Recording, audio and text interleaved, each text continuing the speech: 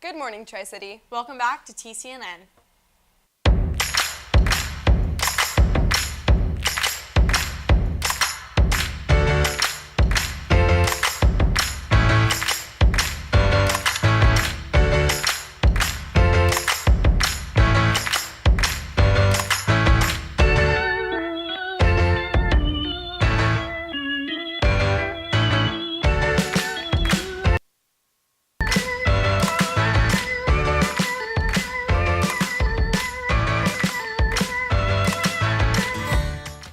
Students and teachers have been working hard the past week to prepare for Taste of Tri-City. Let's check in with Jason on that story.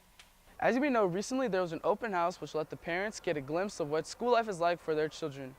We had a Be an Anchor experience where the kids came in, and this was open for 5th grade through high school, even adults, to come in and experience what it was like to be an anchor, to do the weather. And we really hope that we were sparking some interest in our program, showing off our studio and all the equipment that we have so that our program gets noticed and people see what we do. At the very beginning, it was kind of hard, organizing everybody and, getting everybody set up to play. There were a couple students missing from it too, so we were missing a couple people for our main performance. We did end up playing and made it through each of our songs overall pretty well. Looks like open house was a success and parents got a glimpse of what their children have going on at school. Back to you guys. It's always great to see our Tri-City community come together for all school events. Speaking of school events, we have two members of the musical, The Sound of Music, here with us in the studio. Jason? Hey guys, I'm here with the lead roles with Lauren Koff and Josh Cross. So how long have you guys been preparing for this musical? So we auditioned for this musical in December, and we started rehearsing starting in January. We've been meeting up for like 3 times every week, but then starting in March, we started coming in on Saturdays for a few hours, and this week is Tech Week, so we've been at the theater for like hours till like 8:30. So. Okay, and what should we expect out of this musical? Well, as Lauren was saying, we have spent a lot of time preparing for it, and this week it's really coming together. So I think you can expect a really fun performance where you can see this story that so many people know and love kind of come to life on a stage with people that you've kind of seen before, but maybe get to see them in a new light, acting in a certain way that you haven't seen before. So I think it'll be really, really fun for everyone to see. Okay, thanks guys. Back to you guys.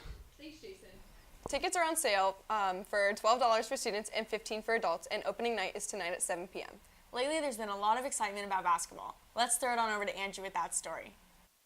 So for most, March is the beginning of spring, but for basketball fans, it's the beginning of the madness. So basically I have a fantasy bracket league where I think it's 9 people, and they all pitch in $10, and then you create a bracket, and whoever predicts the most wins will win it all. Well, I had Duke winning the whole thing, as well as like the 70-something%, so it's kind of a bummer, but I'm kind of stoked for Michigan State, just because they're kind of under the radar team. 6th period stats class, Mrs. Wills, she had us make brackets. We were like competing with each other. There were like only like 10 of us in the class, so it was really fun. We watched a bunch of games last week for like the first and second round, and we did some math like probability stuff with the games. We performed a significance test, so it was really cool to like tie it back into academics.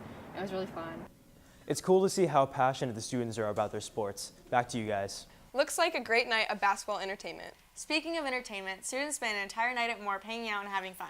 Here's Gabby with that story.